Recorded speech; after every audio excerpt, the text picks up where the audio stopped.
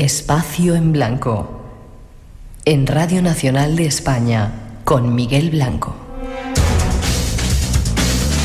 Pasado las noticias de las 3, las 2 en las Islas Canarias y regresamos. El nuevo es el tiempo del misterio aquí en Radio Nacional. Las gracias a todos por seguir con nosotros. A todos los que nos escucháis en directo en esta sintonía, la de Radio 1, Radio 5 y a todos los que descargáis el podcast, haciendo que seamos uno de los programas más descargados de toda la radio. Y saludos a los que estáis en la radio online en cualquier parte del mundo. Saludos desde España, un placer estar unidos.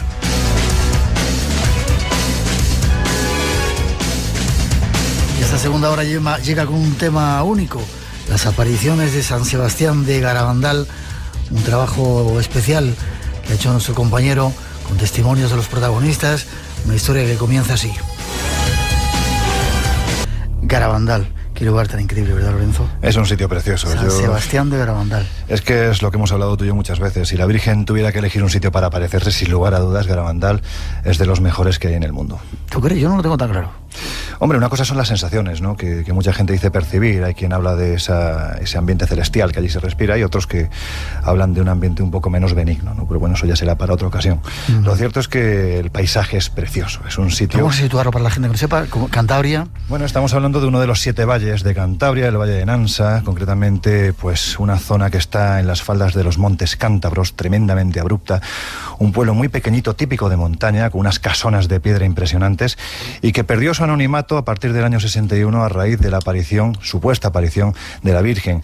Hoy en día es un entorno bellísimo, pero yo creo que hay que montarse en esta máquina del tiempo, retroceder a ese año 61 e imaginar un lugar al que desde Cosío, que es la población más cercana que hay a 7 kilómetros, ya no se podía subir en coche. Eran senderos de piedra que iban por desfiladeros de montaña en los que si uno tenía la mala suerte de que le llovía ese día, lo más probable es que se acabara precipitando por esos tremendos abismos, y llegar hasta allí era pues un auténtico casi milagro, ¿no? Encontrarse con un pueblo pues anclado, no te voy a decir que en la Edad Media, pero sí en un periodo bastante arcano, ¿no? Del tiempo, donde en ese instante se estaba produciendo algo tan maravilloso, tan extraño y tan paranormal como era una supuesta aparición mariana. Que además ha traspasado nuestras fronteras y ha sido algo increíble en diferentes lugares. Vamos a contar un poco la historia, vamos a escuchar incluso testimonios de diferentes personajes de otras nacionalidades que estaban ahí.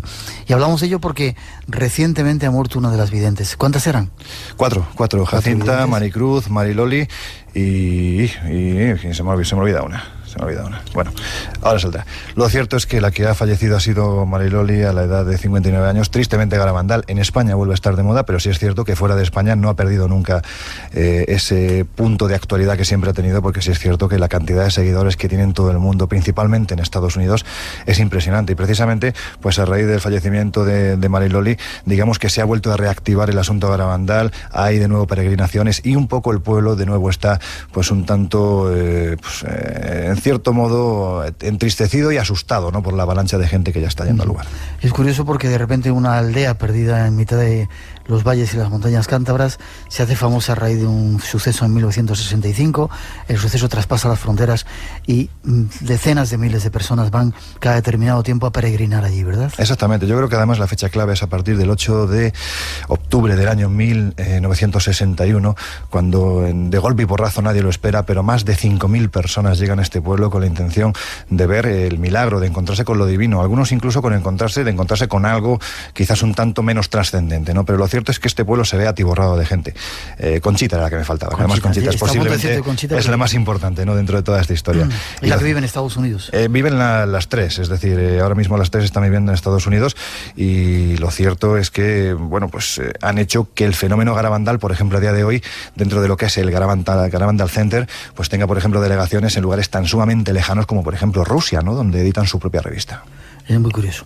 Un pueblo, como decíamos, por situaros, una aldea perdida en mitad de la montaña. Ahora ha cambiado ya bastante, pero es difícil, no es difícil, pero bueno, cuesta un poco llegar hasta ahí. Imaginemos en el 65, como tú decías, casas de piedra y una serie de pinos por encima de una loma por encima del pueblo, que es donde se dan las supuestas apariciones. Al principio se presentaba el arcángel San Miguel junto con otros ángeles que no identificaban. Vamos a contar ahora la historia y ahí comienza todo el asunto, ¿verdad? Sí, efectivamente. Estamos hablando de que las niñas, en un ejercicio muy inocente, un día se dirigían por la calleja que conducía... Vamos a poner esa introducción y luego contamos la historia. Vale, muy bien. Porque además es que ocurrían cosas increíbles, niñas que caminaban... de espaldas. Es que el que conozca Garabandal sabe que correr por esas peñas y encima hacerlo de espaldas y de rodillas, o uno está en estado de éxtasis o es imposible. Si queréis contarnos alguna experiencia, hay mucha gente que sabemos que ha estado allí esta noche hablando de San Sebastián de Garabandal. Entre ellos, varios sacerdotes y médicos. Nada más acercarse al lugar, las videntes, asombradas, se encuentran con la aparición de la Santísima Virgen, que venía acompañada de 2 ángeles, uno de ellos San Miguel y el otro desconocido.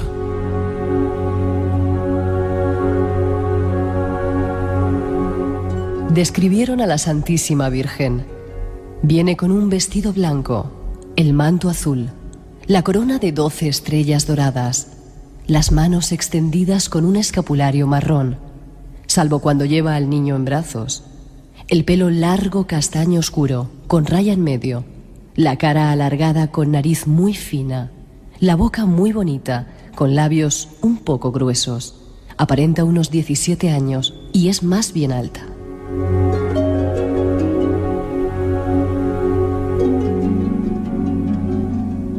A partir de entonces, se suceden los sucesos místicos y extraños. Hablaremos de ello en compañía de nuestro invitado.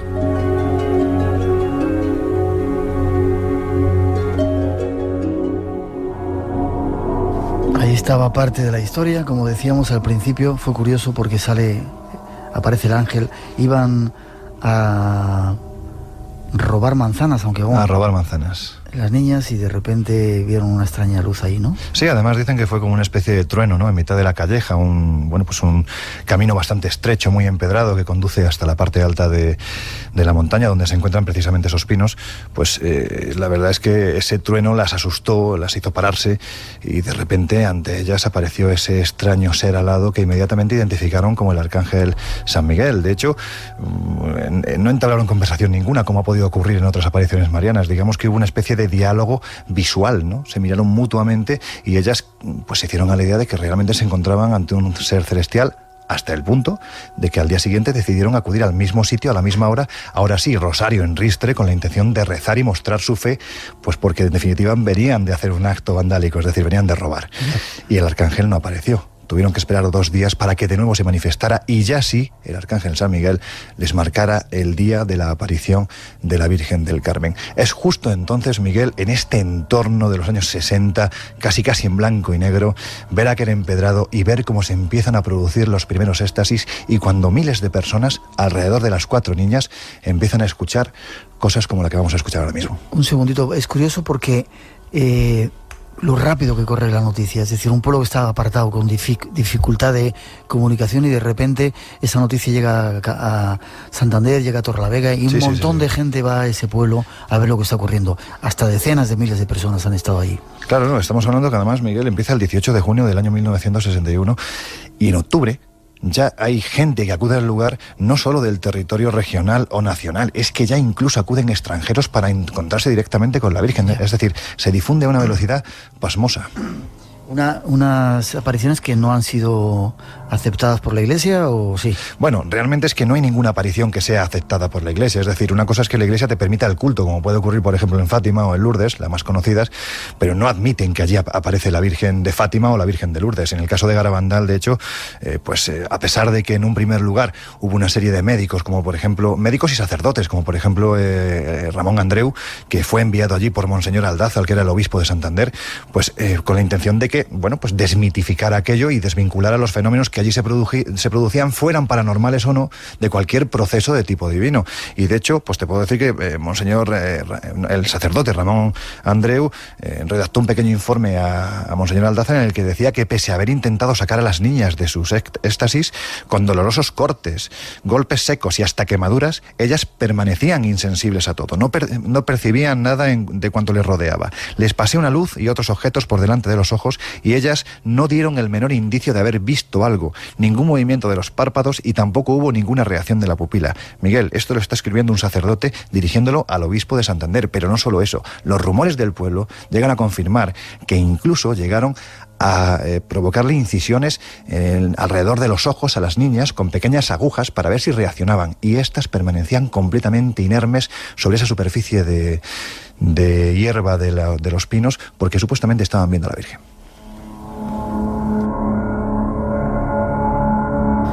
Empezamos a darte las gracias por el trabajo que has hecho de documentación. Empezamos a escuchar, si te parece, algunos testimonios. Esta es Maximina González, que es la tía y madrina de Conchita, una de las videntes, que en ese momento relataba cómo estaba haciendo ¿Cómo se produjo esos primeros instantes en los que las niñas de golpe y porrazo recibían una llamada invisible, insonora, y de golpe y porrazo salían corriendo porque decían, les llamaba la Virgen? Vamos a escucharlo. Más tardío, fueron a robar manzanas, y al robar manzanas cogieron manzanas en un huerto y que había ortigas y todo, y salieron afuera y se sentaron en el camino. Cuando se sentaron en el camino, que yo no lo he visto, pero sé que fue así esto, se sentaron en el camino. ¡Ay, Dios mío! Hemos robado manzanas. Le vamos a tirar piedras al demonio porque nos hizo robar manzanas y no sé qué, una cosa así que no lo he visto. Y entonces, estando las 4 allí sentadas, empieza Conchita, que creyeron que le daba un ataque. ¡Ay, ay, ay, ay, ay, ay, ay! Y entonces ella, ay, ay, ay, ay, ay, las otras miran para arriba y las otras, ¡el ángel! Era un resplandor. Y después... Y ahí estaba el ángel, la primera vez que apareció, ¿verdad? Ahí estaba el ángel. Además, quiero agradecer también a compañeros como Fran Renedo, que nos han facilitado gran parte del material sonoro que vamos a escuchar esta noche, y también a compañeros investigadores, queridos reporteros, que también nos han puesto sobre la pista de lo que en definitiva es el despertar del fenómeno Garabandal. Ha sido un trabajo con mucha gente. En un momentito vamos a ponernos en contacto con Fran Renedo también, que está en Cantabria. Vieron el ángel, la historia se empieza a desarrollar. Seguimos escuchando testimonios.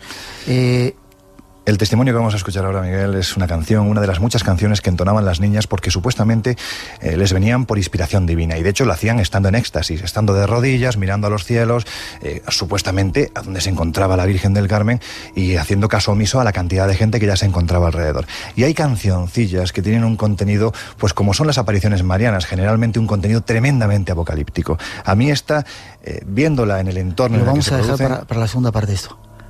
Pues lo dejamos para la segunda parte. Venga, perfecto. Pues a la gente no vamos a meterles miedo todavía, porque una de las cosas que decían, lo curioso de estas apariciones es que primero avisan, dicen que va a haber una serie de avisos y luego que viene el fin del mundo. Que viene el fin del mundo, efectivamente. Es el paradigma, ¿no?, de la aparición mariana de Garabandal, y de hecho nosotros tuvimos esa oportunidad, ¿no?, de estar en ese día del fin del mundo.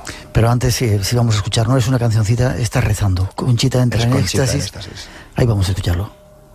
Padre nuestro, que estás en los cielos, santificado sea tu nombre, venga a nosotros tu reino, hágase. Esto es como ellas rezaban.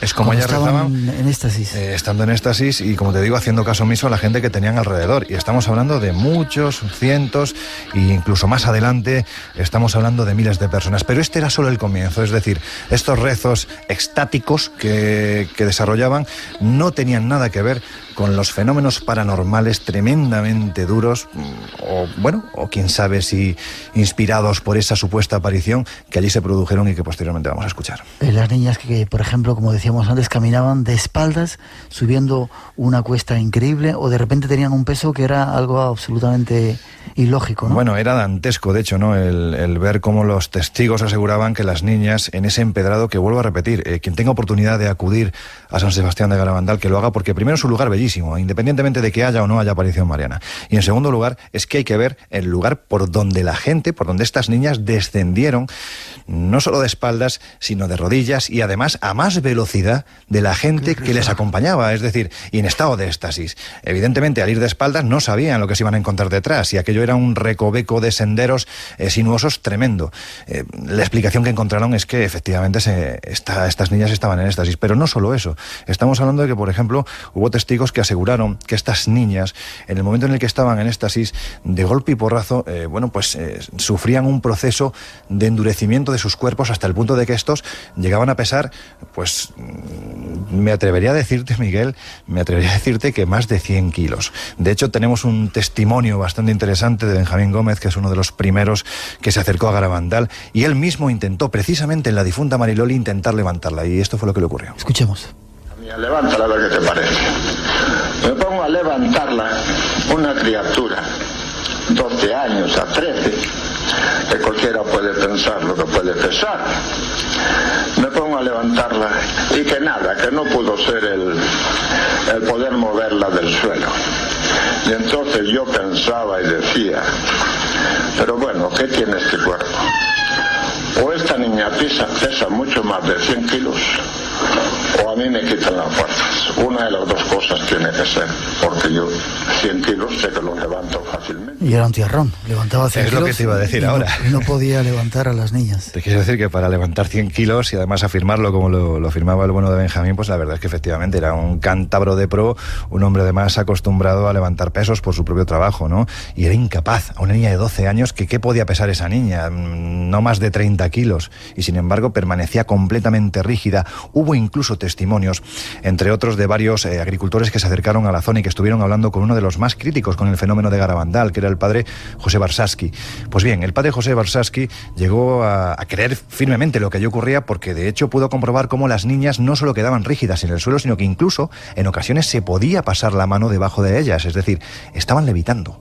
Estaban levitando, es decir, esto fue la confirmación para este padre escéptico y además jesuita de que aquello era realmente extraño, ¿no? Evidentemente pesaban mucho, pero no solo eso, sino es que encima levitaban. Garabandal fue un compendio de fenómenos misteriosos, extraños, en el que pasaban muchas cosas. Maximina, la tía de una de las videntes también, nos cuenta cómo eran estos trances. ¿Te parece que lo escuchemos? Vamos a escucharlo, sí. Un día pasaba por ahí Conchita, te digo que vivía ahí al lado. Esta es la casa, era la casa madre, donde nació la madre de Conchita. Te digo que mi hermana es la mayor y yo la más pequeña. Y entonces de pequeña soy madrina de ella también. Aniceta se llama. La madre sí. Entonces siempre me llamaba Tita. Tita, ¿vienes? Ah, pues sí. Fuimos las dos solas a Los Pinos. Solas. No había ya nadie. Y entonces estábamos hablando pues una conversación normal y corriente. Y ya pues estábamos así hablando que se cae en éxtasis. Que se cae en éxtasis y se pone así. Pero la cabeza totalmente encima de la espalda. Totalmente. Qué curioso, ¿verdad? Era tremendo, además es que era, vuelvo a repetirlo, yo quizás me dejo llevar demasiado por el apasionamiento que siento por este tema, porque es que tiene todos los elementos que uno puede esperar de un caso de aparición mariana y también paranormal, por supuesto, ¿no? Y sobre todo, pensar lo que era aquella época, años 61, años 62, años 63, este lugar produciéndose este tipo de fenómenos. Imagínate la histeria social y religiosa, era algo tan tremendo que en ocasiones, incluso cuando ellas menos se lo esperaban, entre otras, pues Maximina González, estamos hablando de la tía y además madrina de Conchita, la principal vidente, la líder, podemos decir, de este grupo de 4.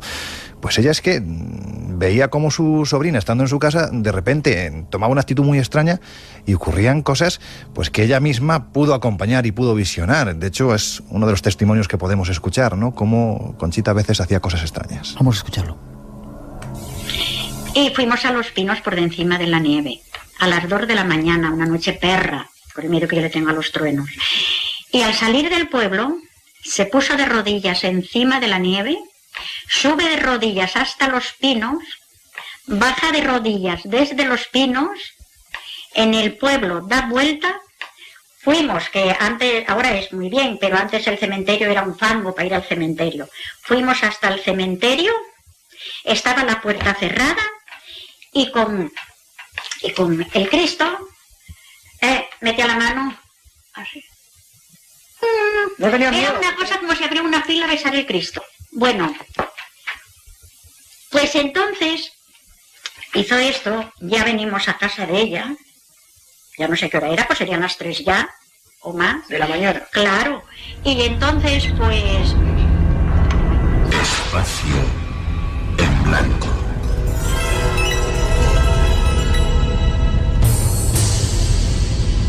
Un viaje hacia otros mundos. Y lo curioso es que no se daba cuenta de lo que ocurría con Conchita, ¿verdad? No se daba nunca cuenta. Ella, de hecho, en el momento en el que, bueno, pues pasan este proceso que acabamos de escuchar, de hecho su tía le pregunta, pero bueno, Conchita, ¿a estas horas dónde nos has llevado? En mitad de la nieve, 2 de la mañana, hemos ido al cementerio, tú estabas que no te enterabas prácticamente de lo que te estábamos diciendo, y Conchita su respuesta fue, si yo no me he ido de casa, yo he seguido aquí estando sin ningún problema, no me he enterado, es decir, se iban, entraban en éxtasis, no se enteraban, y en teoría, según confirmaron, pues iban donde la Virgen les ordenaba. Tienes una cuenta pendiente con nosotros. Así que da igual donde vayas, por mucho que te escondas, por lejos que estés. Tenemos los mejores equipos de especialistas en eliminar las distancias. En Twitter somos @lasmanonas_RM. Estamos en Twitter donde somos @esto me suena y tenemos nuestro Twitter @tablero. Cuando quieras nos encuentras a través de Twitter @Radio Gaceta @RN, la cuenta de Twitter de Radio Nacional de España. Espacio en blanco. En la madrugada del sábado al domingo, a partir de las 2, la 1 en Canarias. El misterio continúa. En Radio Nacional, con Miguel Blanco. Vamos hasta Cantabria, una conexión con Fran Renedo. Buenas noches, Fran. Hola, buenas noches, don Miguel, don Lorenzo. ¿Cómo estás? Un abrazo. ¿Qué tal, Fran? También para ti. Investigador, has escrito un libro que se llama ¿Cantabria es mágica o Cantabria misteriosa? Perdóname que no recuerdo. Enigmas de Cantabria. Enigmas de Cantabria. Estuvo en nuestro programa presentando el libro. Tú has estado, conoces la zona, evidentemente. Has estado allí, has hecho muchas de las entrevistas. ¿Qué crees que pasa en San Sebastián de Garabandal? Bueno, pues siempre que me preguntan sobre este asunto, quiero responder de 3 maneras, ¿no? 3 posibilidades. El Garabandal, yo creo que existen verdaderamente 3 Garabandales, ¿no? Uno es el Garabandal objetivo, que es lo verdaderamente lo que le ocurrió a las niñas, que hasta el día de hoy aún no ha sido explicado, ¿no? Que podría decir el Garabandal puro, ¿no? Luego estaría el Garabandal religioso, o la interpretación religiosa de aquella riquísima fenomenología que ahí se produjo, que es la que más ha trascendido pues a la gente, ¿no? A la gente a nivel mundial. Y luego es el Garabandal que quizás menos me gusta, que puede ser el Garabandal crematístico, por decirlo de alguna manera, ¿no? Que, bueno, pues con el tiempo se formó una especie de empresa, una empresa con diversos filiales, pues prácticamente por todo el mundo, que está radicada en Long Island, en Estados Unidos, y desde allí, pues bueno, por decirlo de alguna manera, pues mercadean con todo lo que tiene que ver con Garabandal y con lo que en un momento dado, pues más lamento yo, ¿no? Que es con la fe de la buena gente que tiene depositadas allí sus esperanzas, ¿no? En las creencias. Ya. En la actualidad, ¿cómo está el asunto, Fran? Bueno, pues en la actualidad, como bien antes apuntabais, tras la muerte de Marilori, que por cierto, he estado investigando un poquito sobre todos los pormenores y al parecer, bueno, murió por una dolencia pulmonar, pero simplemente ahí desde Long Island, desde Garabandal Center, Lomangino, que es como si fuera el presidente, el representante de esta congregación, por decirlo de alguna manera, solamente emitió un escueto comunicado donde, bueno, pues prácticamente no se decían ni exactamente ni las condiciones en las que murió Marilori, ni en la fecha exacta. Y a mí me parece que, bueno, este halo de misterio me parece absurdo, por llamarlo de alguna manera, ¿no? Si bien luego ha habido muchos medios de comunicación que han querido contactar con esta asociación, pues la verdad es que nadie ha querido responderle de una manera eficiente, de una manera directa. Y bueno, como bien decís antes, parece que esto hace que los antigarabandalistas, por decirlo de alguna manera, pues justifican la muerte de Marilori diciendo que, bueno, es lo que es, ¿no? Garabandal es un castillo de naipes que se estaba desmoronando y con la muerte de esta persona pues acabó de desmoronarse o de destruirse, ¿no? Y los garabandalistas, pues bueno, los creyentes en una aparición mariana en aquel lugar, pues siguen diciendo que simplemente Marilori no está entre nosotros, pero allá donde esté, al lado de nuestra Madre, de la Virgen, pues verá el milagro profetizado. Ya. Lo curioso, Fran, es que se hayan llevado, es decir, una aparición que ocurre en un pueblo perdido de Cantabria, como decíamos, de repente hayan sacado a las 4 videntes de aquí, se las han llevado a vivir a Long Island y hayan montado toda una historia en torno a Garabandal, ¿verdad? Desde América. Sí, bueno, te voy a decir una cosa, fueron circunstancias de la vida, ¿no? Una de las videntes vive en Asturias, vive cerca de Gijón, y las otras 3 niñas en aquella época, ahora mujeres ya hechas y derechas, por supuesto, pues vivía Mariloli en Estados Unidos. Pero bueno, simplemente fueron circunstancias de la vida, porque en aquella época de las apariciones venían incluso soldados americanos que estaban en las bases de Madrid, y bueno, por la curiosidad que todo el mundo quería visitar este pueblo, les llevó a conocer el pueblo y de paso conocer a las niñas, que bueno, pues son circunstancias personales que bueno, se enamoraron y fueron a vivir allí. Pero vamos, no, yo tampoco le veo mayor importancia. Ya. ¿Has estado recientemente en Garabandal? Sí, yo de hecho vivo muy cerca de allí y la verdad es que es un sitio que me atrae. No sé si vosotros conocéis, por supuesto que lo conoceréis, a René Le Chateau, al sur de Francia. Sí, claro. Bueno, pues no sé si coincidiréis conmigo en mi opinión, pero son 2 pueblos que se parecen por lo menos en sensaciones, ¿no? Incluso, si me apuráis, hasta en la forma, ¿no? En la fisonomía, sí. Sí, es un pueblo que a mí me atrae. Tengo amigos, zahoríes, gente que usa el péndulo, que usa la varita, y que, como bien decías tú antes, Miguel, a ellos no les parece que todo aquello sea bueno o benévolo, sino que captan, sobre todo en la zona de los pinos, algo que les inquieta, algo que es negativo, ¿sabes? Garabandal es mucho más de lo que yo pienso, después de investigar bastante tiempo, de lo que mayormente ha trascendido a la gente. La cantidad de fenomenología que allí se pudo producir es inimaginable, ¿no? Pues estamos hablando desde esos éxtasis o trances llamados por los más empíricos, ¿no?, menos espiritistas, hasta objetos volantes no identificados en el cielo. Por ejemplo, lo voy a citar así muy rápido, en el diario de Conchita, uno de los pocos pasajes que, por decirlo de alguna manera, no fueron contaminados, ¿no?, por lo que era la versión religiosa.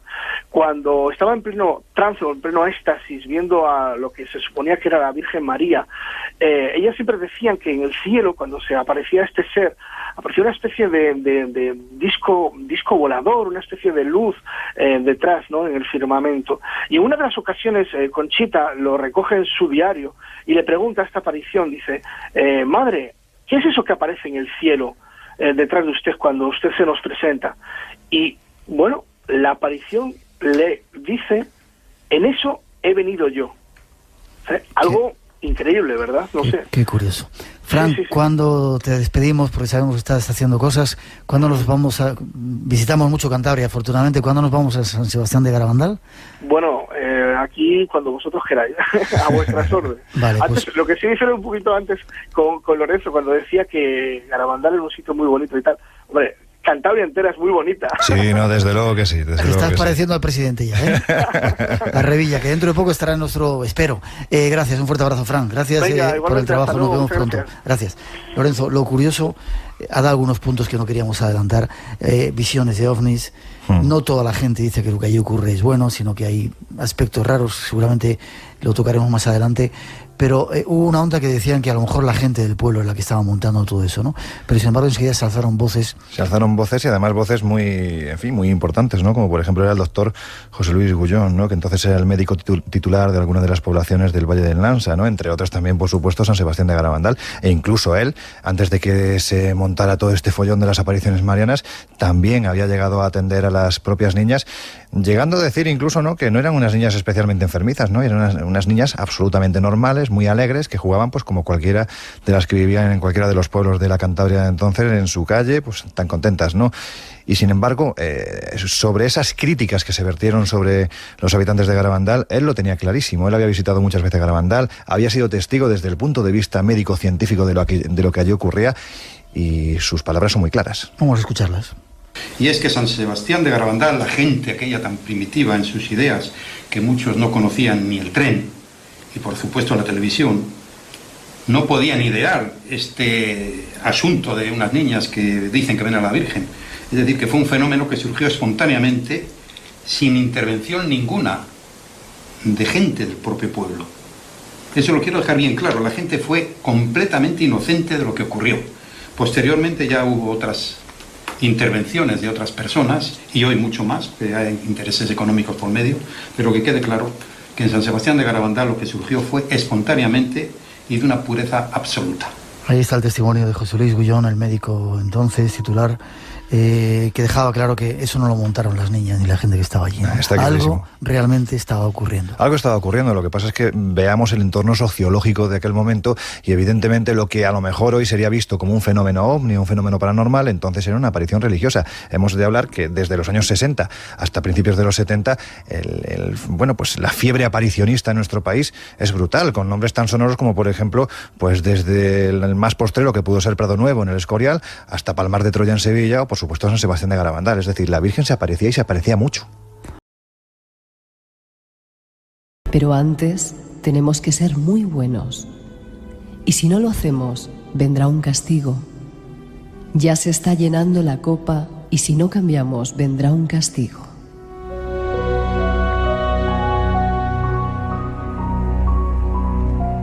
Segundo mensaje. La Santísima Virgen comunicó su segundo mensaje 4 años después, hacia el final de las apariciones. Nuestra Señora le dijo a Conchita, el 1 de enero de 1965, que el Arcángel San Miguel se aparecería el 18 de junio y le daría un mensaje en su nombre a todo el mundo.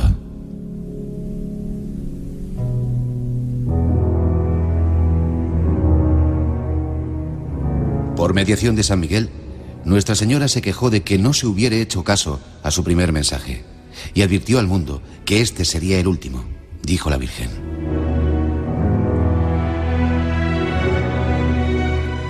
Como no se ha cumplido y no se ha hecho conocer al mundo mi mensaje del 18 de octubre de 1961, os diré que este es el último.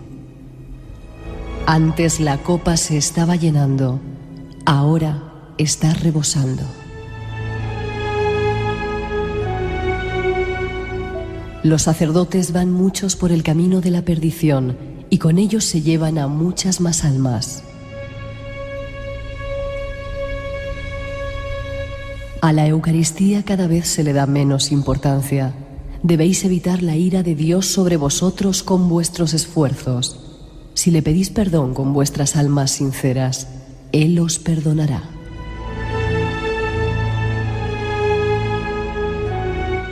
Yo, vuestra madre, por intercesión del ángel San Miguel, os quiero decir que os enmendéis.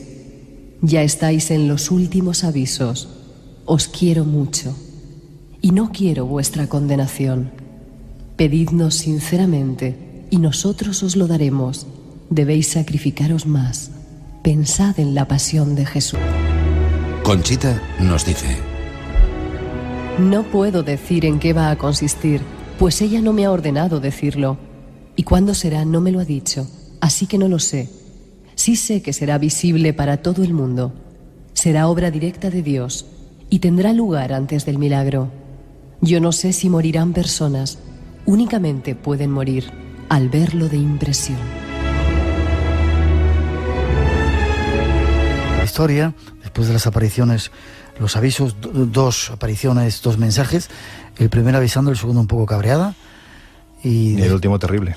El último terrible. Aquí es cuando tenemos el testimonio de las niñas cantando eso que querías anunciar antes. Sí, porque acompaña un poco a lo que es, en definitiva, esos mensajes ya cada vez más, se me permita la expresión, siniestros que va dando la Virgen, y de hecho los propios cánticos de las niñas, siempre pensando que supuestamente están en éxtasis, van realizando, ¿no? Uno de los ejemplos es, por ejemplo, el que vamos a escuchar ahora. Vamos a escucharlo. La Virgen nos ha avisado con el tallavante el Belén. Ay, Virgencita del Carmen, qué pena nos da la muerte. Ay, Virgen. curioso, dice que la Virgen ya nos ha avisado, con esta ya van 3 veces. Ay, Virgencita del Carmen, qué pena nos da la muerte.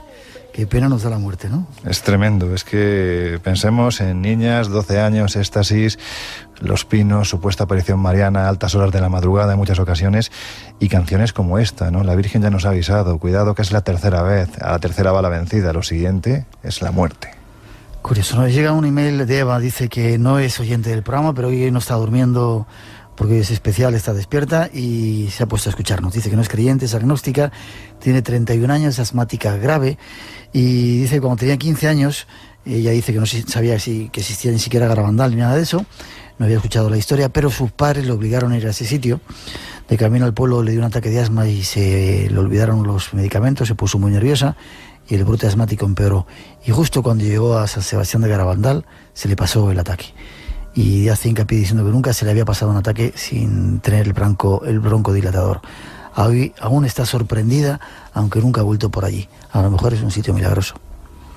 Pues yo creo que sí, es posible que sí. Desde luego las sensaciones a las que hacía referencia hace un momento Fran Renedo, pues están ahí. Es posiblemente que sea muy comparable a lo que pues gente un poco más sensible puede percibir en un lugar también muy especial como es Rennes-le-Château, ¿no? La verdad es que si eso fue así, te aseguro que fue un milagro, porque los que somos asmáticos sabemos perfectamente lo que es viajar sin broncodilatador, y si se curó allí, tuvo suerte. Seguían pasando cosas, tenemos testimonios. Maximina nos contaba lo que pasaba, ¿verdad? Maximina hacía referencia, bueno, además lo vamos a escuchar, pues porque realmente ella pone mucho énfasis en que fue una noche realmente espantosa para ella. Es lo que se conoció como la noche de los gritos. Las niñas entraron en éxtasis. Hay que decir que ya la Iglesia había empezado a mandar emisarios para investigar qué pasaba allí. Estaba prácticamente en contra de lo que ocurría en Garabandal, pero sin embargo allí se seguían produciendo éxtasis. Y una noche en concreto las niñas salieron corriendo como alma que lleva el diablo, o quién sabe si la Virgen, fueron a Los Pinos y empezaron a pegar gritos. Empezaron a pegar tantos gritos que los habitantes de Garabandal, y concretamente la tía de Conchita, María González, Maximina González, llegó a la conclusión de que esa noche llegaba el fin del mundo. Vamos a escucharlo. Fue una noche para mí de espanto. Entonces yo estaba mirando así, con toda mi alma, tal como lo digo, tal como estoy aquí sentada, a ver cuando el cielo bajaba y se juntaba con la tierra y nos aplanaba ya a todos. Así estaba yo de creer. Tenía yo a mi padre en casa, que era muy viejo, y mi remordimiento era que le contestaba a mi padre. Entonces yo tenía unas ganas de quitarme de allí, de bajar donde mi padre, y bajé donde mi padre, que estaba en la cama, y le dije: padre, perdóneme que esta noche se acaba el mundo. Creída totalmente. Tenía a mis dos nenes en la cama, mis dos nenes no me interesaron, me interesaba ir a pedirle perdón a mi padre. Estaba allí, estaba con la boca abierta para confesarme en público. Yo. Curioso, ella salió corriendo y lo que quería era despedirse de su padre porque el fin del mundo llegaba, ¿verdad? Porque es que le aplastaba literalmente, según decía ella, ¿no? El mundo se iba, pues eso, llegaba el apocalipsis prácticamente, y todo en base a unos gritos que las niñas después ni siquiera pudieron explicar porque no se acordaban. Para ellas ese episodio, esa noche de los gritos, no había transcurrido. Esto hizo que, pues como te imaginarás, Miguel, que la Iglesia pues empezara a interesarse mucho más, sobre todo por lo que he comentado anteriormente, por desvincular los procesos divinos de lo que se producía realmente en Garabandal. Y después de realizar diferentes investigaciones, el Obispado de Santander sacó una nota de prensa, una nota oficial que tenemos aquí delante, y que tenía 3 puntos muy importantes que eran en los que se fijaban o se tenían que fijar los ojos de los fieles, ¿no? El primero era que no ha existido ninguna aparición ni de la Santísima Virgen, ni del Arcángel San Miguel, ni de ningún otro personaje celestial, que no ha habido ningún mensaje, y que todos los hechos acaecidos en dicha localidad tienen explicación natural. Y esto se firmaba en Santander el 17 de marzo del año 1967 por el obispo de Santander, el señor Vicente.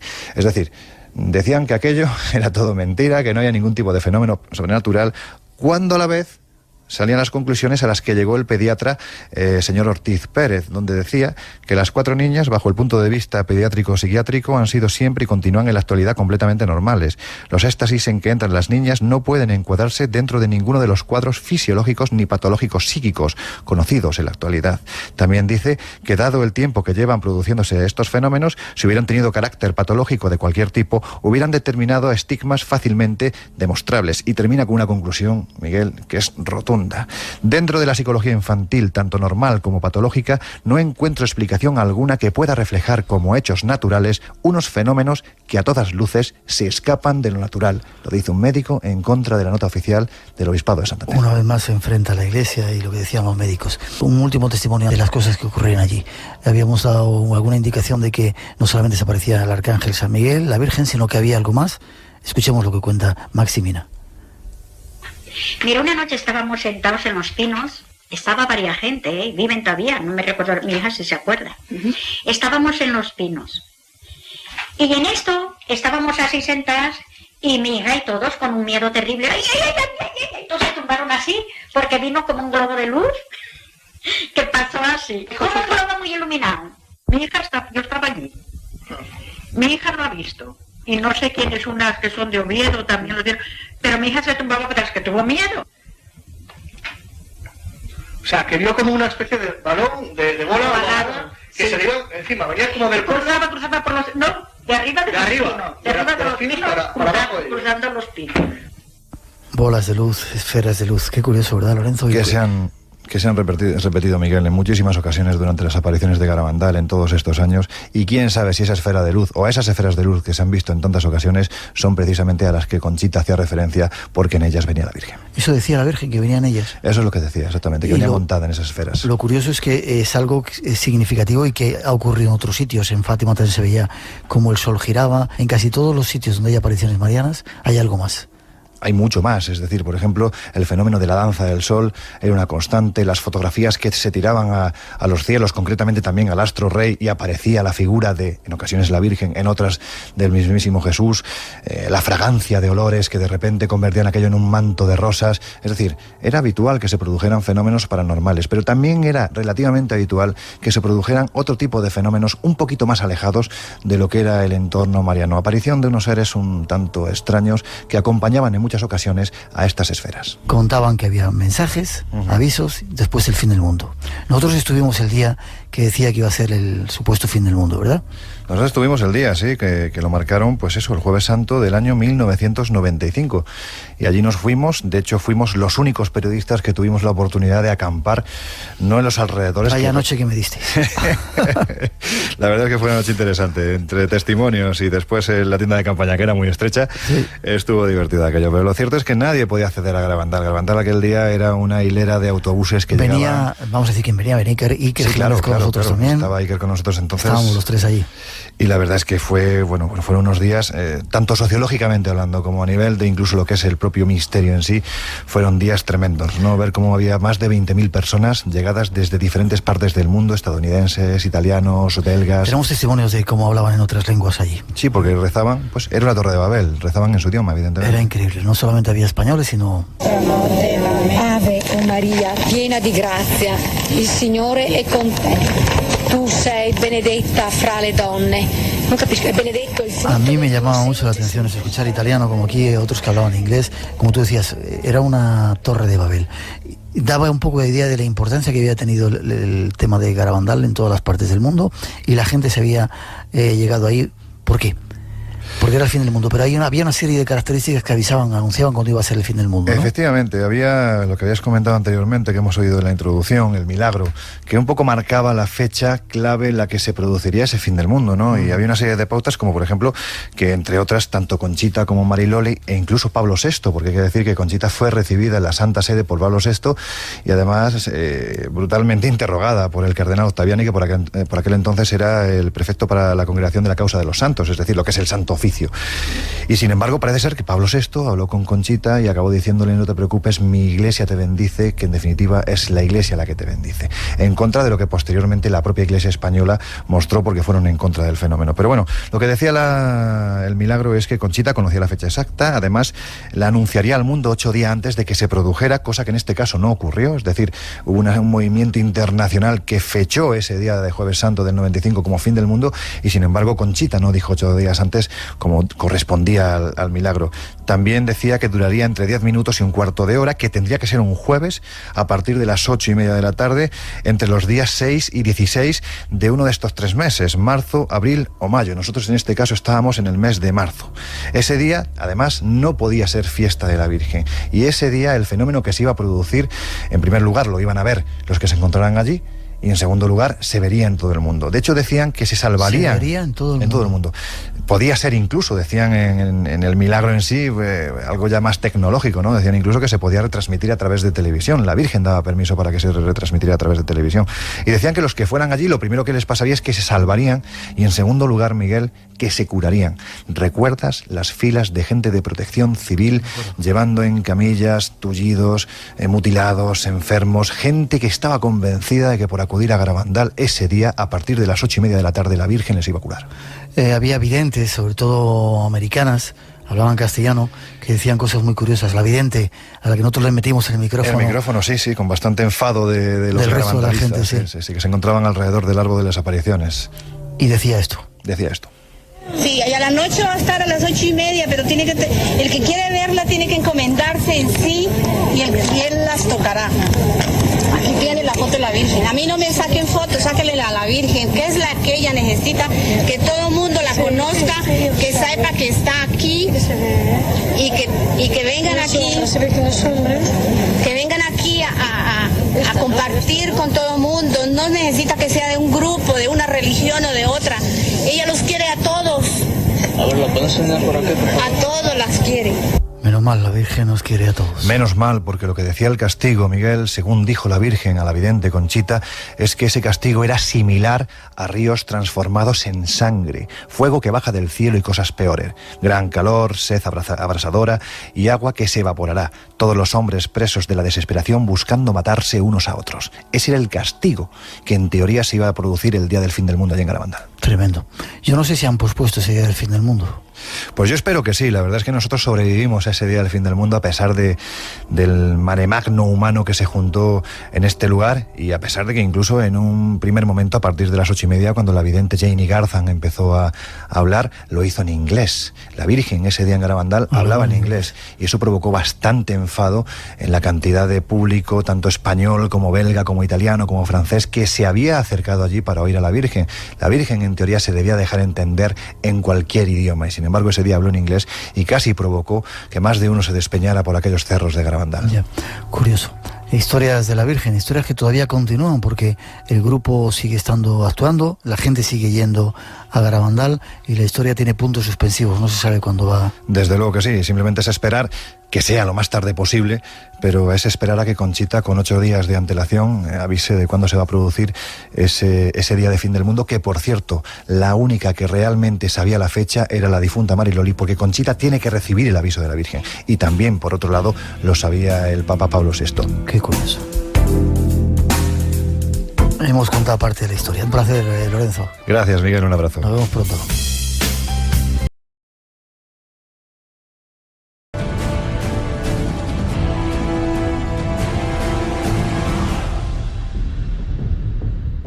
...505011 es nuestro WhatsApp. Y pedimos disculpas, hay alguien por ahí que está recibiendo multitud de mensajes porque parece que se confunde con el número. No es culpa nuestra, pero bueno, así es la cantidad de gente que nos escucha.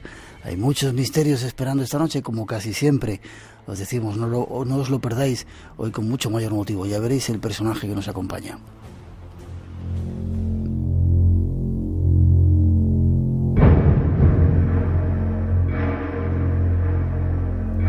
Esta noche os invitamos a viajar a un país inmerso entre siniestras leyendas.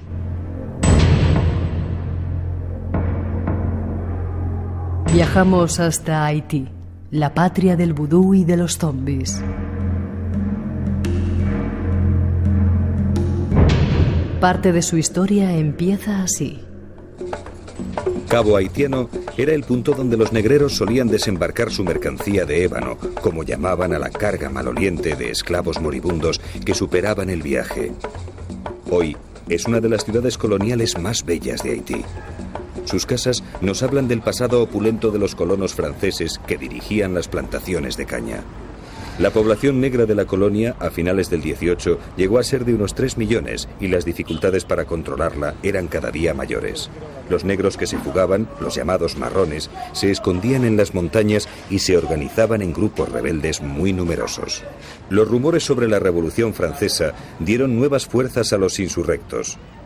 Bucman, el líder de los marrones, organizó una gran ceremonia secreta en Bois Caimán.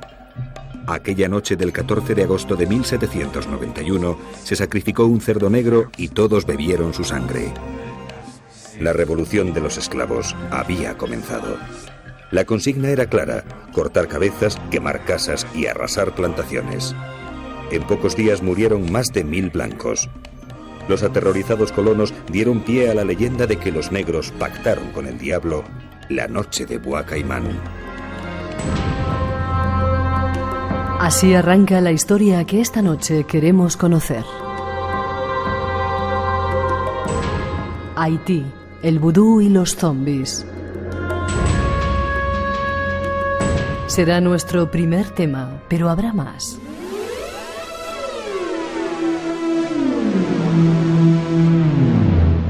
Un relato de muertos vivientes en la historia de España y más.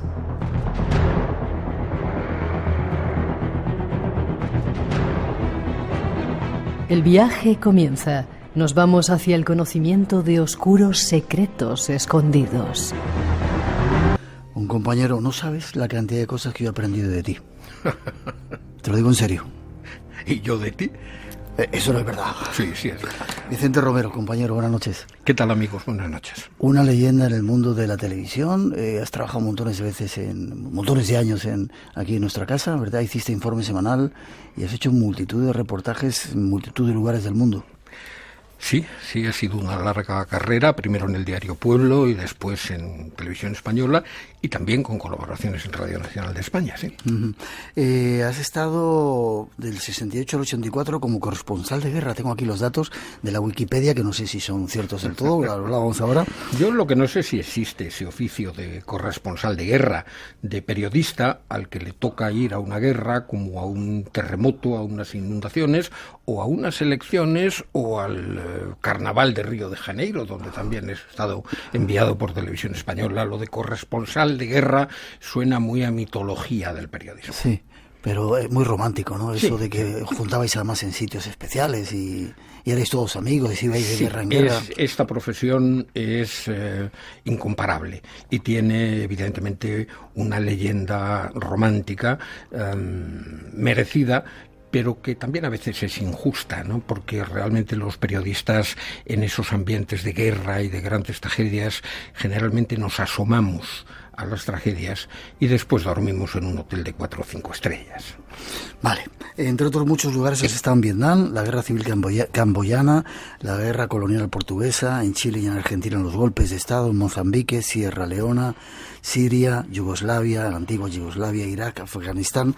¿Por qué esos lugares? ¿Porque te mandaba la gente de televisión o porque te gusta meterte en líos y ir a sitios? Lugares en los que estaba ocurriendo algo y requerían la presencia de alguien que lo contara, cosa que está empezando a desaparecer en la profesión periodística actual. Los enviados especiales, los corresponsales volantes están cada día son menos y cada día cumplen una función más alejada de lo que realmente fueron. Su misión, nuestra misión, era contar las cosas vistas con nuestros propios ojos, que son ojos de la sociedad en la que vivimos, ¿no? Uh-huh. Ahora la información llega sobre todo de las grandes agencias internacionales. Ya. ¿Has escrito un libro que se llama...?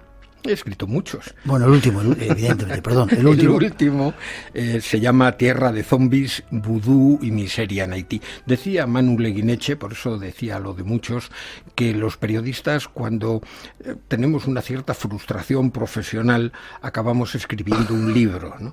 Bueno, pues efectivamente el hecho de haber sido jubilado y haber dejado esta profesión maravillosa, pues ha hecho que esa frustración personal se desahogue escribiendo libros, y el último es Tierra de zombies. ¿Y por qué Tierra de zombies? ¿Por qué Haití? Que has estado montones de veces y que dice encima que quiere volver ahora otra vez. Pues mira, el libro anterior a se llamaba Habitaciones de soledad y miedo.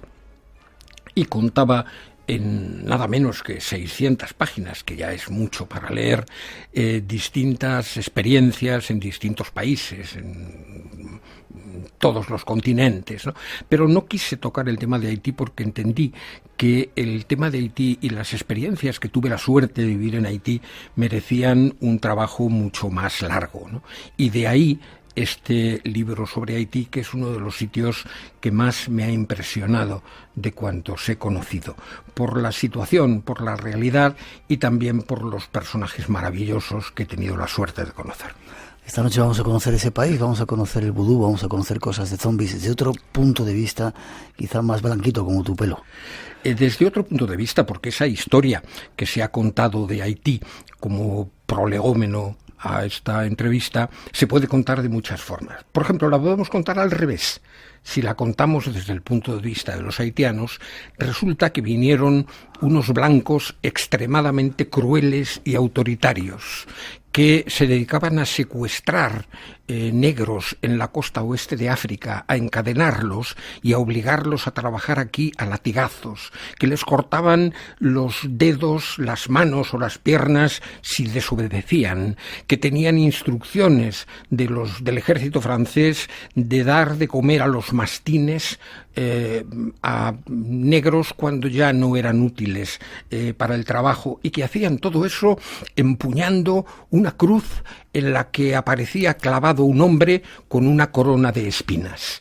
Es la misma historia que se ha contado antes, pero desde el punto de vista de los que sufrieron toda la barbarie de la esclavitud y el colonialismo.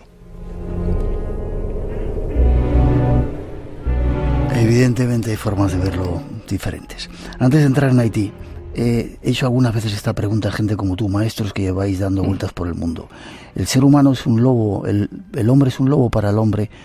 ¿O has visto más dulzura, más ternura, más cosas buenas en esos lugares dramáticos y tremendos donde has estado? El dinero y quienes manejan el dinero no son un lobo, que es un animal noble, son un dragón pernicioso para el hombre.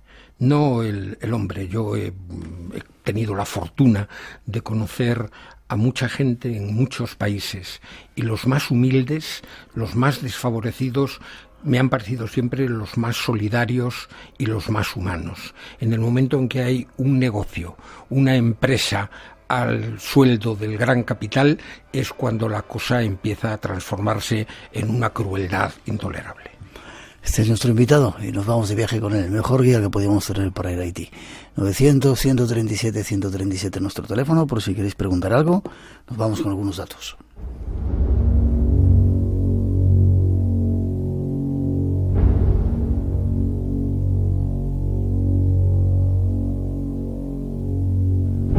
Haití fue el primer país americano en obtener su independencia y el primero que abolió la esclavitud. Tiene un pasado fascinante, además de un interesante patrimonio cultural y natural. Su historia comienza de una manera sangrienta. Esta historia comienza hace más de 500 años, el día en que la tierra de Haití se cubrió de sangre. Todos sus habitantes fueron exterminados y sustituidos por esclavos africanos. Tras 2 siglos de trabajos forzados, humillación y torturas, los esclavos se rebelaron ante el poderoso ejército de Napoleón. Murió la mitad de la población negra, pero Francia acabó perdiendo la guerra. Los antiguos esclavos proclamaron la primera República Negra de América. La llamaron Haití. Es el primer país negro que se independiza en América y yo creo que eso no se le ha perdonado nunca. Es un pequeño fragmento de la historia de Haití, el país que hoy visitamos. Nuestro invitado nos da más datos sobre él. Invitado ya está recibiendo comentarios, abrazos para un monstruo del periodismo. Dice, enhorabuena por el invitado desde Honduras. Jesús nos está escuchando en Honduras. Gracias, Jesús. Vale, pues vamos a... Aquí está contada la historia, eso, desde ese otro punto de vista. Esos negros que han estado esclavizados por el blanco. ¿Cómo comienza todo ese asunto de Haití? Se separa de de República Dominicana, y para muchos República Dominicana un paraíso, pasas la frontera, wow, y entras casi en el infierno. Ahora sí. En el momento de su independencia y en los años anteriores no. Lo que pasa es que Haití ha tenido una historia tremendamente atormentada.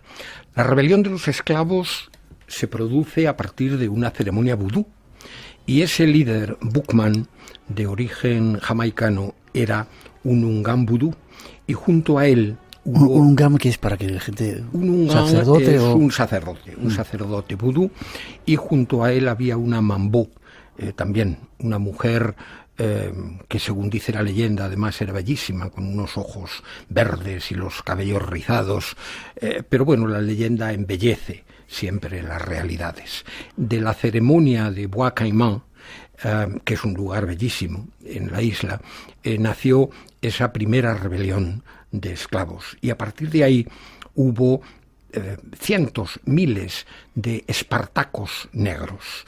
Nosotros hemos contado e idealizado la rebelión de los esclavos en Europa con el nombre de Espartaco y con otras rebeliones posteriores, y desconocemos todos la historia de todos aquellos héroes negros que se rebelaron contra el dominio francés y que consiguieron doblegar a uno de los ejércitos más poderosos de ese momento a base de entrega y de rebelión, que cometieron muchas atrocidades, pero que las habían copiado precisamente de los franceses. Ya. ¿Fue la primera república negra que se independiza en América Latina? Sí, fue la primera rebelión triunfante de esclavos. Proclamaron, lógicamente, el final de la esclavitud. Proclamaron la igualdad absoluta de una manera curiosa, diciendo que eran negros todos los habitantes de la isla. Es decir, era su manera de decir que ya no había diferencias raciales entre unos y otros, y que todos, independientemente del color de la piel de cada uno, debían ser considerados negros, por tanto iguales. Y según el vudú, las creencias y las prácticas, practicaron también una enorme igualdad de género. El vudú, como religión, se caracteriza, entre otras cosas, por esa igualdad de género. Son iguales los unganes, los sacerdotes, que las mambós, las sacerdotisas. E incluso creen que nos reencarnamos 16 veces, 8 en forma de hombre y 9 en forma de mujer.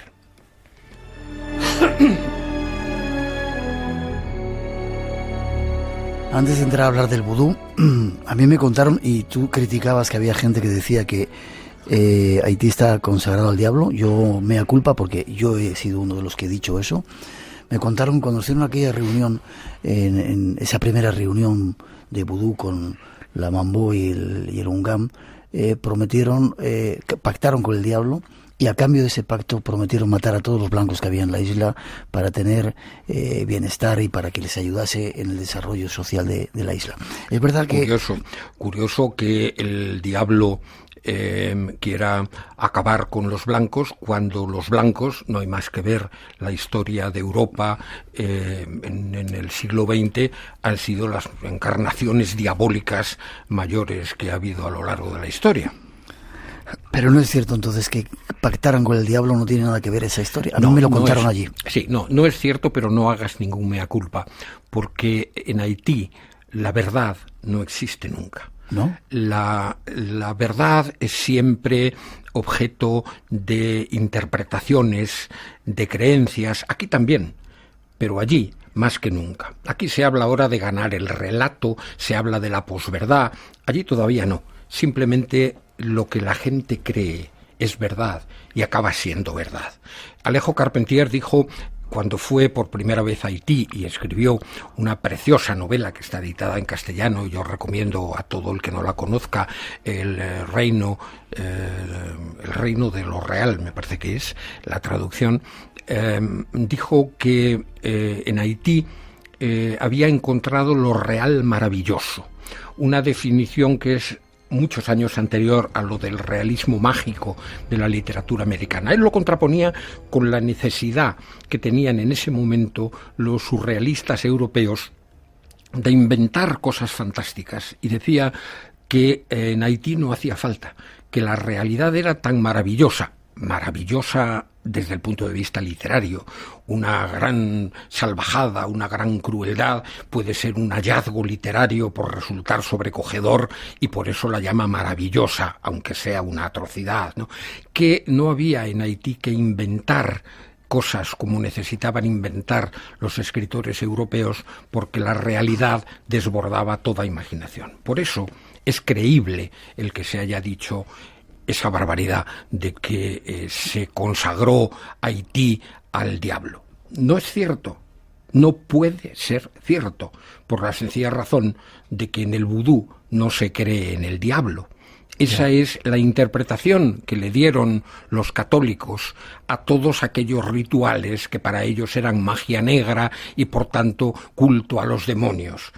No lo es. Lo que pasa es que es creíble, porque todo lo que se cuente de un país con una historia tan atormentada y tan de realidad maravillosa, todo es creíble. Ya. ¿Qué te encontraste tú la primera vez que fuiste a Haití? ¿Y por qué fuiste a Haití? Bueno, yo no he ido nunca a Haití a ocuparme del vudú ni de los zombies. He ido siempre a otra cosa, pero me he encontrado con el vudú y de rebote con los zombies porque no se puede hablar de Haití sin hablar del vudú.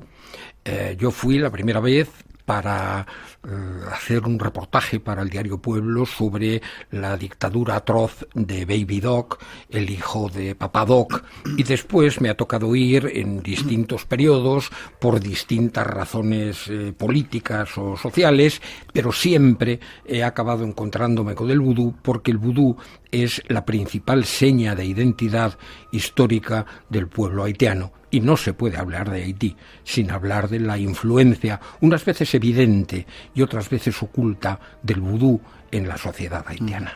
Vamos, ¿te parece a conocer algo más del vudú? ¿Te parece? 2:28, 1:28 en las Islas Canarias. Comenzamos el viaje por este curioso país. 900-137 nuestro teléfono, 137, por si queréis preguntar algo. Seguimos viaje.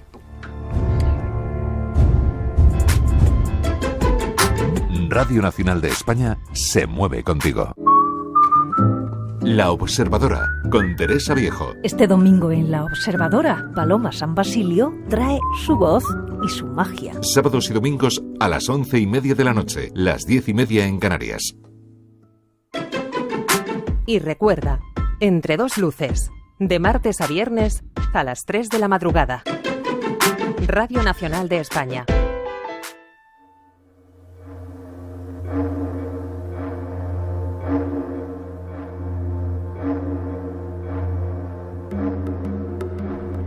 Una de las señas de identidad de Haití es la religión del vudú.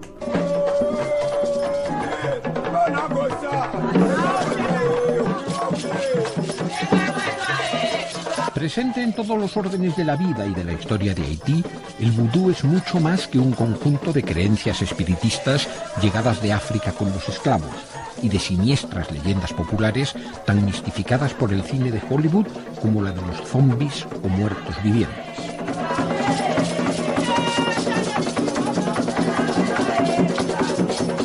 El vudú no solo es la religión mayoritaria de Haití, sino también su principal seña de identidad nacional.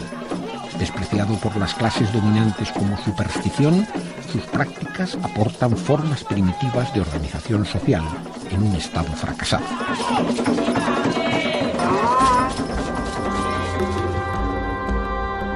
La religión vudú. Vayamos a conocerla más de cerca, fuera de oscuras leyendas.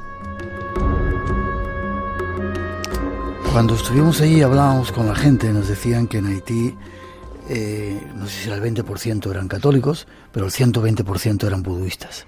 ¿Es una religión que está extendida en todas las capas de la sociedad? Pregunto.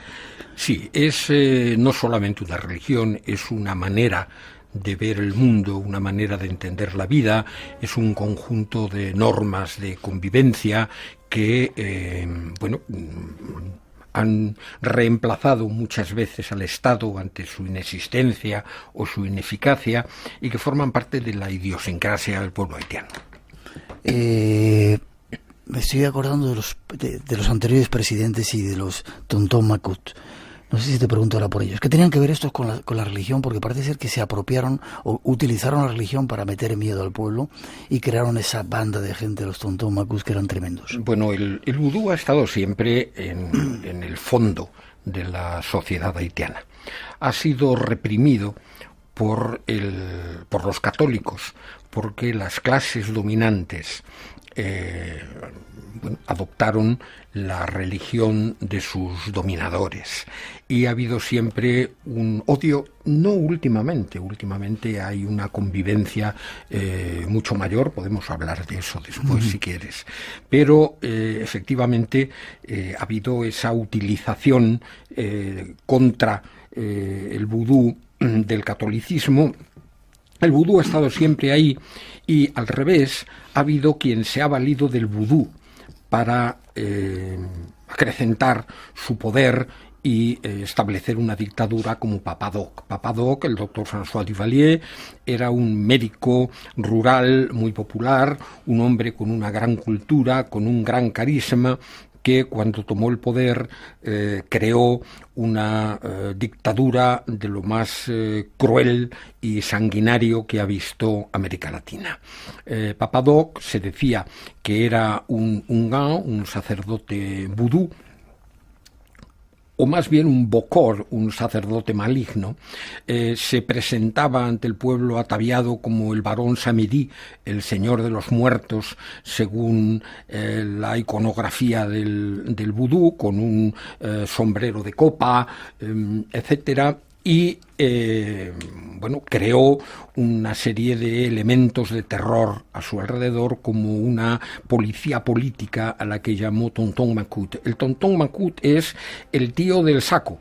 En español sería el hombre del saco, un coco, pero un coco siniestro de hombres atléticos grandes como armarios de 2 cuerpos, ataviados siempre con unas gafas oscuras que secuestraban, torturaban, asesinaban impunemente, no a los enemigos del régimen, sino a cualquiera que fuera sospechoso de serlo o a quienes les conviniera hacerlo por motivos económicos o rencillas personales, presentándolo después como un enemigo del régimen de Papa Doc.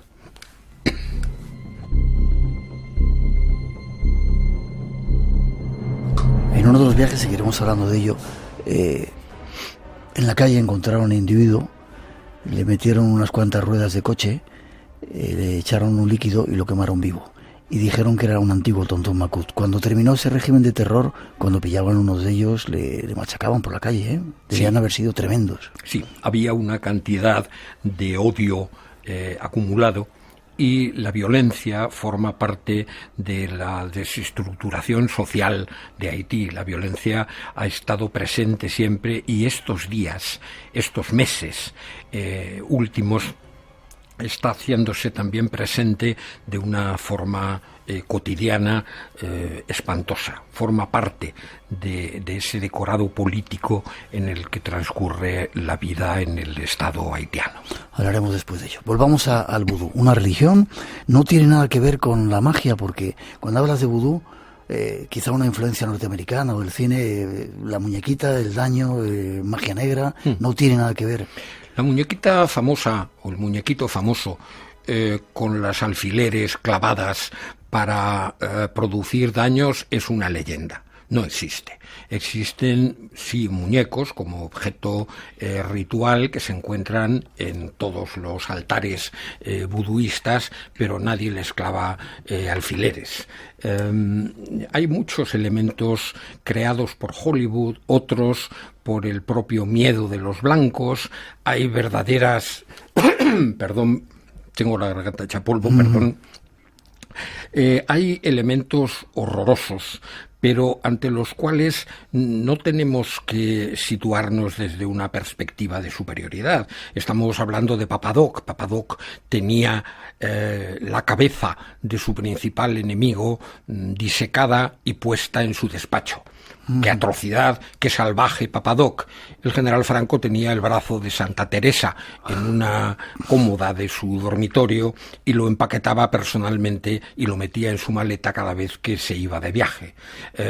Papadoc se identificaba con el vudú y era objeto de culto del vudú. El general Franco paseaba por los templos católicos bajo palio y los obispos se llegaron a retratar con él con el brazo en alto. No somos para nada superiores a esa religión que no podemos entender, igual que a mucha gente de otras religiones en el mundo les parece muy raro eso de que para los católicos Dios sea uno, pero sean tres, el hijo fuera crucificado, la madre del hijo fuera virgen durante el parto y después del parto. Suena muy raro. Pues tan raro como para ellos suena esas creencias católicas, suena para nosotros las creencias del vudú. Vale, no tiene nada que ver entonces con la magia, no tiene nada que ver con lo que nos ha contado el cine norteamericano. Es una religión donde hay sacerdotisas y sacerdotes. Todo tiene que ver con la magia, en el sentido de que, como se dice entre los católicos, la fe mueve montañas. Todo tiene que ver con la magia, porque tu propia convicción te hace creer que estás enfermo y ser un hipocondríaco que sufre una barbaridad, o que te impulsa a curarte más rápidamente de una enfermedad. La fuerza de la mente es enorme y todas las cosas que carecen de una explicación exacta y precisa pues se suelen calificar de mágicas. Pero no solamente en el vudú, en todo el mundo. Esa magia es cotidiana. Qué curiosa forma que tienes de ver ese mundo. Déjame que escuchemos una película que se hizo muy famosa que hablaba de este mundo. El doctor Dennis Allen descubrirá que ahora, si alguien quiere usar vudú para destruir tu mente, puede hacer mucho más que clavar alfileres. Bill Pullman, en una inquietante película de Wes Craven, La serpiente y el arco iris.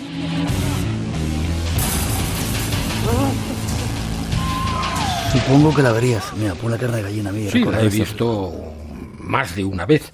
No está mal del todo.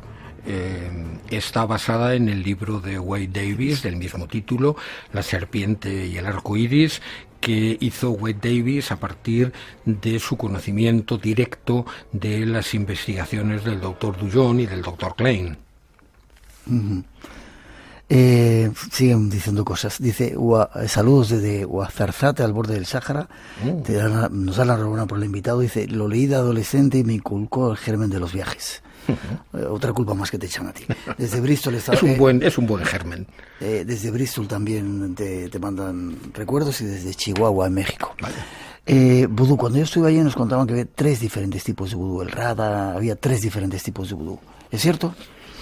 Mira, yo no soy un experto, no soy un etnólogo, no soy un estudioso de ocultismos ni de religiones comparadas, ni nada. Soy simplemente un periodista que se ha asomado a una realidad, uno de esos tipos que somos expertos en nada, pero sí expertos en contar lo que vemos, y he contado lo que he visto, y he tenido la suerte de poder contrastarlo, de documentarme, de poder contrastarlo con Max Beauvoir, al que conocí de muy joven y que acabó que acabó siendo pues el papa, por así decirlo, de la iglesia vudú. ¿Cuántas clases de vudú hay? ¿Cuántas clases de catolicismo hay? Ese integrismo, esa iglesia de los pobres abierta, esa iglesia posconciliar, la teología de la liberación, el reaccionarismo de gentes como el Opus Dei. ¿Cuántas iglesias católicas hay? ¿Cuántas iglesias de vudú? Lo cierto es que dentro del vudú, ahora mismo, que ha salido mucho más a la luz que antes, y que se ha centralizado y que se ha modernizado, hay distintas corrientes, e incluso en la sucesión de Max Beauvoir, que murió creo que fue en septiembre del 15, pues hubo hasta puñetazos entre ellos. Entonces, sí, hay distintas ramas, como la hay en el budismo, entre la vía larga y la vía corta, distintas ramas, como la hay en el islamismo, entre ese islamismo radical, etcétera, etcétera. Ya. Lo que sí es cierto es que existen bokores y existen ungam. Ungam sería el sacerdote más o menos blanco, y el bokore ya un poquito más oscurito.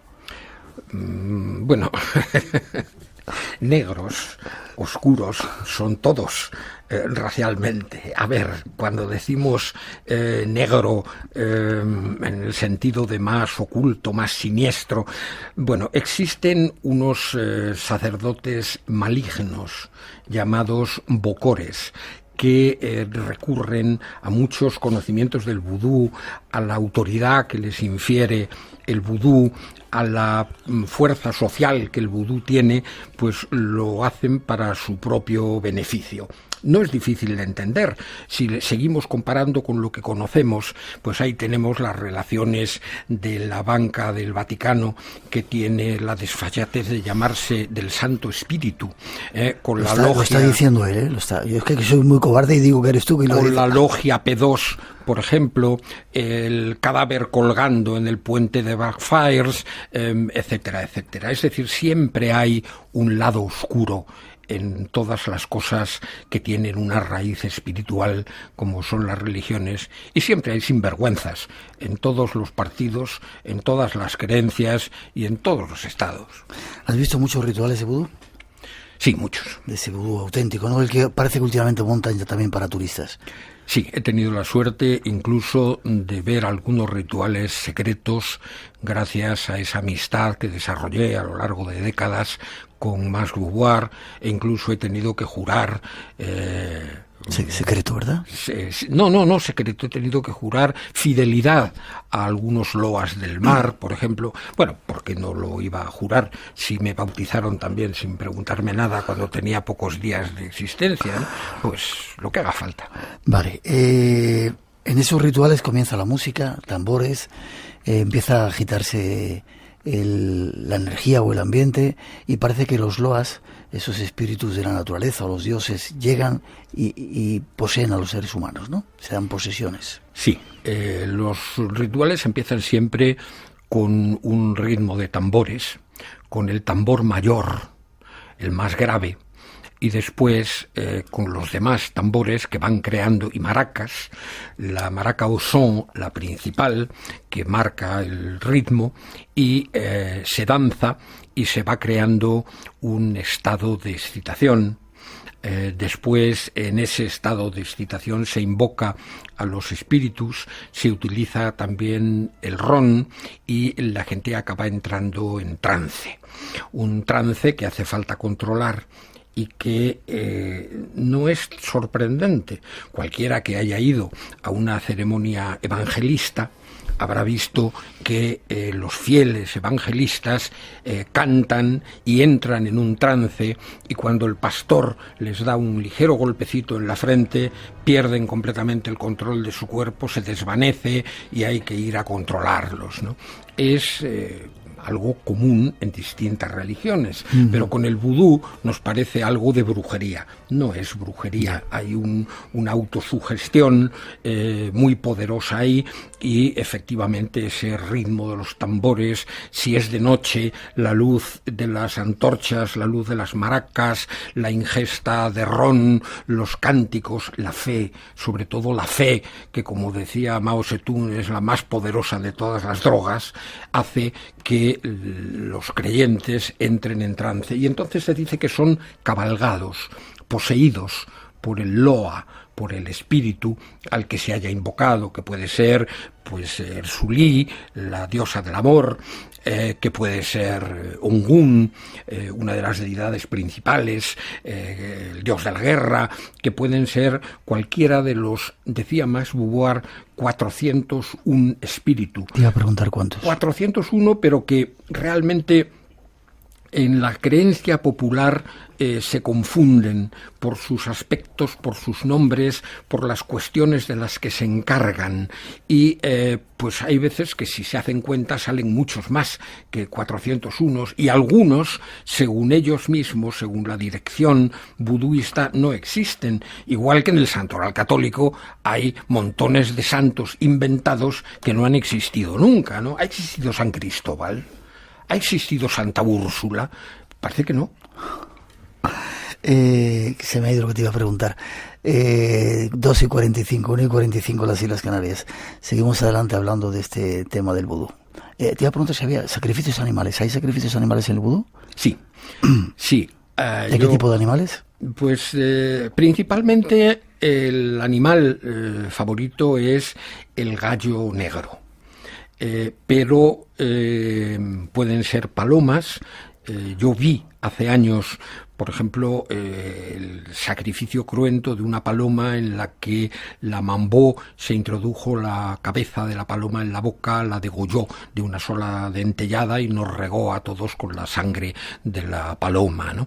He visto el sacrificio de toros antes en honor de Ungún. No es el más frecuente porque comprar un toro es muy caro. Y además un toro robado no vale para la religión porque está obtenido mediante un pecado. Entonces, bueno, he visto esos sacrificios de animales muchísimo menos numerosos que esos corderos que degollan los islamistas constantemente, de manera que parece ser que tampoco es una crueldad exclusiva, por muy condenable que nos parezca, a mí también, como defensor de los animales a ultranza que soy, pero que se da también en otras religiones más cercanas culturalmente a nosotros, ¿no? Últimamente, sin embargo, en los últimos años sí he visto que a partir de la influencia de Masboubar se dulcificaban las formas del vudú para hacerlas más cercanas a otras culturas y menos rechazables por esas otras culturas. Por ejemplo, el toro a Ungún se sigue sacrificando, pero ahora se hace detrás de un biombo y de una forma menos cruenta que darle unos cuantos hachazos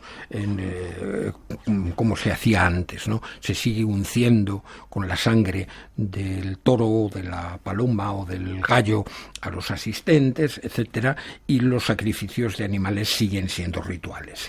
Vale, 2:47, 1:47 en las Islas Canarias. Seguimos adelante. Creo que Masboubar va a ser alguien que nos va a contar cosas ahora. Lo desconocido te aguarda en un lugar. Espacio en Blanco con Miguel Blanco en Radio Nacional de España.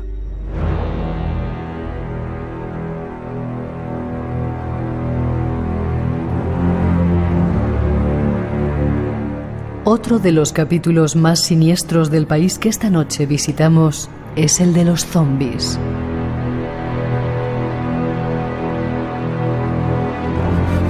Nuestro invitado y Max Bourbois, el máximo dirigente del vudú, nos dan algunos datos sobre ellos.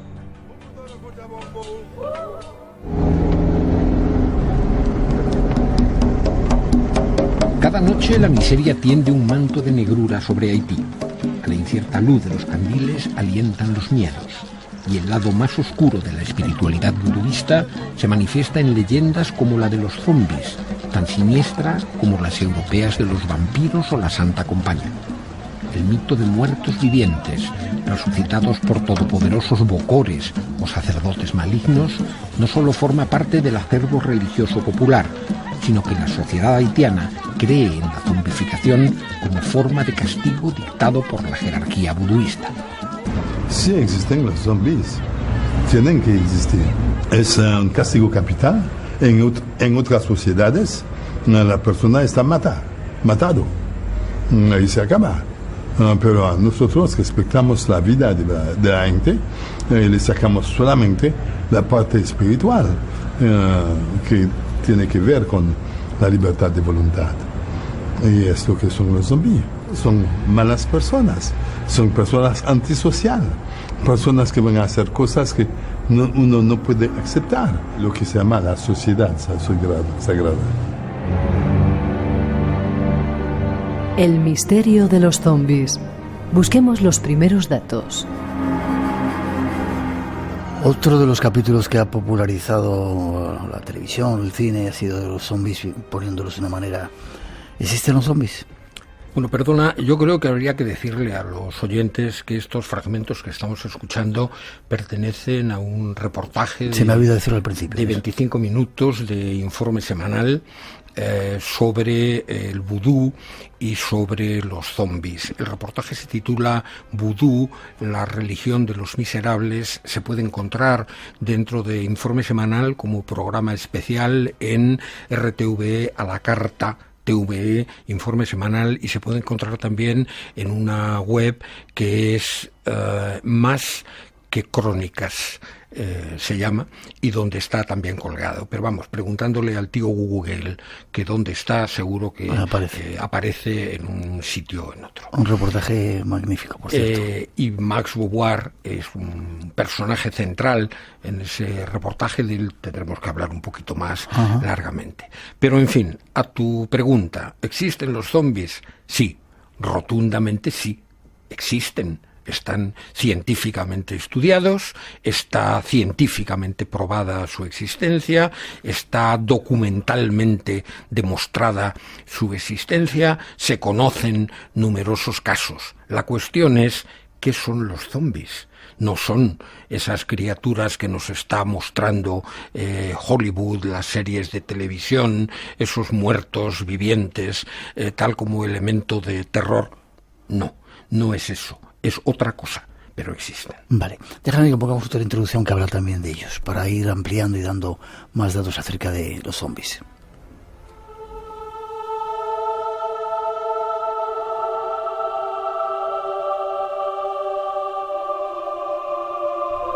Mucho se ha hablado sobre zombies.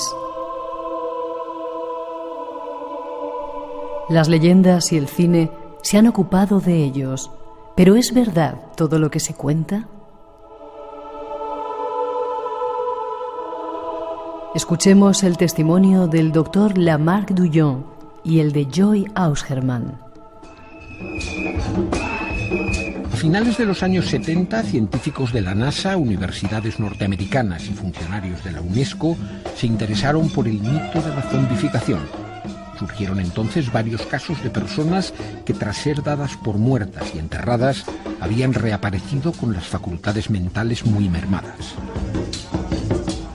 El doctor Douillon, director del Hospital Psiquiátrico Universitario de Haití, en colaboración con el psicofarmacólogo norteamericano Nathan Klein, estudió varios casos de zombies, documentados con certificados de defunción e inhumación.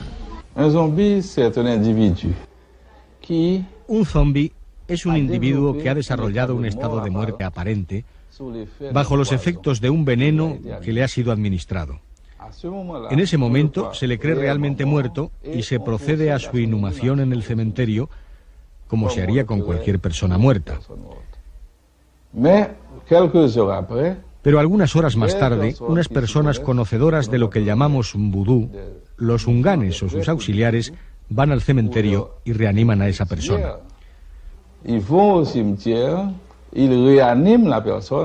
Uno de los zombies localizados por el doctor Douillon fue Francina Ileus, conocida como Tifam, pequeña mujer en criollo, que según informes policiales había muerto en 1976 y apareció 3 años después. Sin voluntad e incapaz de hablar, quedó internada en una misión protestante de Gonaives. Nunca había visto a un ser vivo en las condiciones en que ella estaba. Parecía un muerto viviente. Era como un esqueleto, con la piel estirada sobre los huesos. Tenía los ojos cerrados, la cabeza colgando y las piernas cruzadas, como yo las tengo ahora, en la misma posición en que las ponen dentro de un ataúd. ¿Está usted segura de que esta mujer ha muerto? Sí, estoy muy segura de que murió.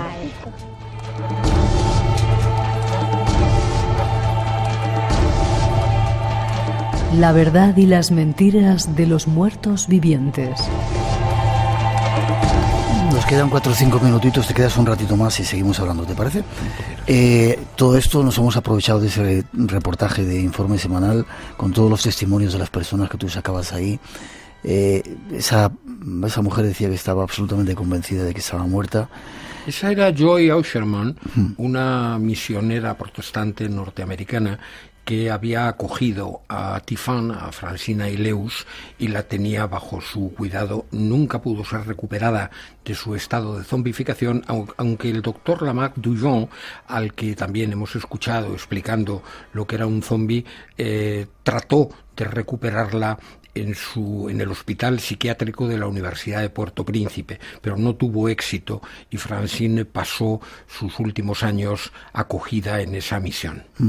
En ese reportaje se entrevistaba en este caso a un zombi, a otro de los zombis estudiados por Klein. Lo vamos a escuchar dentro de un momentito. Cuando estuvimos allí nos contaban que la gente tenía tanto miedo a que se pudiera zombificar a alguien que muchas veces enterraban a sus familiares en la puerta de la casa, en el pequeño jardín, y que incluso los enterraban boca abajo por si llegaba el brujo y les llamaba, para que si escarbaban no salieran hacia afuera a la superficie, sino que no pudieran encontrarlo. ¿Es cierto esto? ¿Hay tanto miedo? Sí, no solo eso, sino se llega a coserles los labios para que no respondan a la llamada del bocor que los pueda zombificar, se llega a cortarles la cabeza para que no puedan ser zombificados, de la misma manera que en la cultura europea se creó esa imagen de clavarle una estaca al cadáver en el pecho para que no pudiera ser objeto de los vampiros, ¿no? ¿Viste algunos zombies? Lo vas a contar en la segunda parte.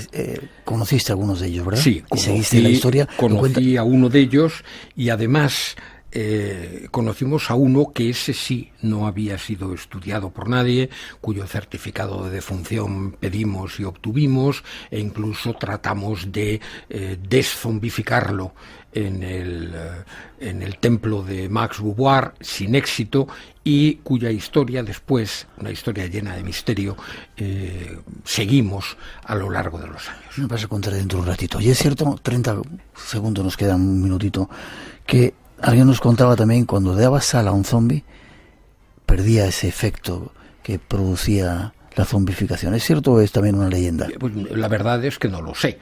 Se dice, efectivamente, que hay que quitarles la sal para mantenerlos en el estado de zombificación, cosa que por otra parte hacían los franceses con los esclavos. Los sometían a una dieta sin sal para que ello les produjera una disminución de sus capacidades mentales, de su fortaleza mental. Cuentas muchas historias en tu libro. ¿Viste algo mágico que te haya llamado la atención?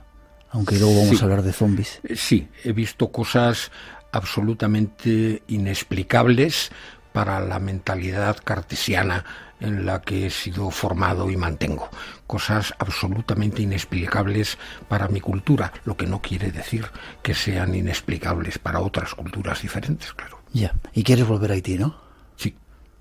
Luego vamos a contar. Se cumplen hoy, tenemos ahí una noticia de que han dado precisamente los compañeros, se cumplen ya hoy 10 años de ese terrible terremoto que asoló el país, y que algunos decían que era culpa de lo malos que eran los haitianos y que Dios les había castigado. No, yo creo que no. Habría sido el terremoto en Washington en vez de en Haití si Dios quisiera castigar alguna barbarie internacional. Lo dice él, ¿eh? Lo dice él.